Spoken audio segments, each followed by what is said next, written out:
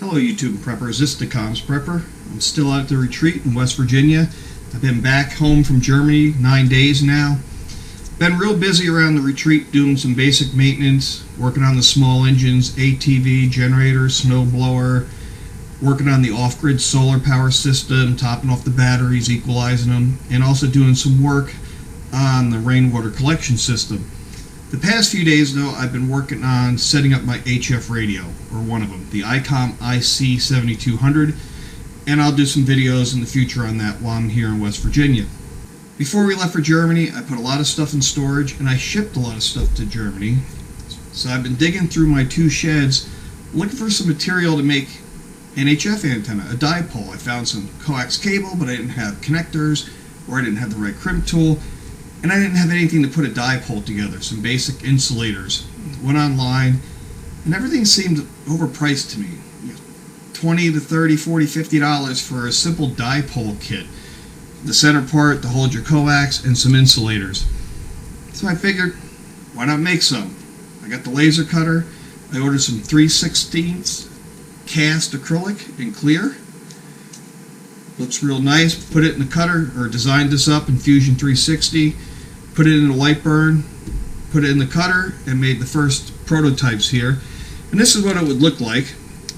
You get two insulators here, nothing fancy. I mean, I'm only going to be here a few months, but I was thinking this might have some use for preppers. A dipole kit that doesn't weigh a lot, that's all one piece that you can throw in your bug out bag.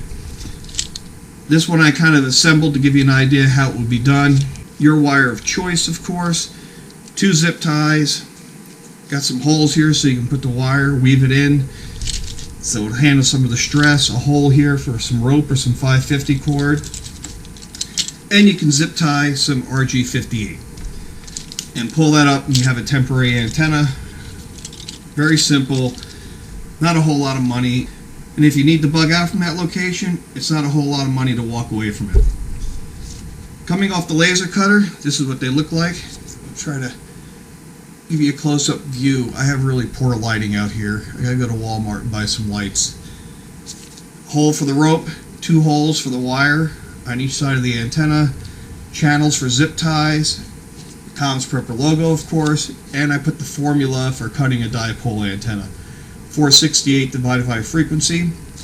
And again, this is designed to be one piece, but when you're ready to use it, the insulators snap off. Now, these edges might be a little sharp, so you might want to hit that with your pocket knife after you do this, or rub it on a rock. But I just wanted to keep them together in one piece so they don't get lost. I think this is a good idea. I don't like the stuff I'm seeing online. I think it's too much. So I'm going to try selling some of these while I'm back here. Of course, 1 is none and 2 is 1, so I'm going to sell a kit. I'm going to call these Prepper Dipole Kits. I'm going to put them on eBay. You get 2 for $12, plus the shipping. Please let me know what you think in the comments section. I'm not looking to replace some of the commercial products out there, but I didn't want to blow $25 for something I think could be a lot less.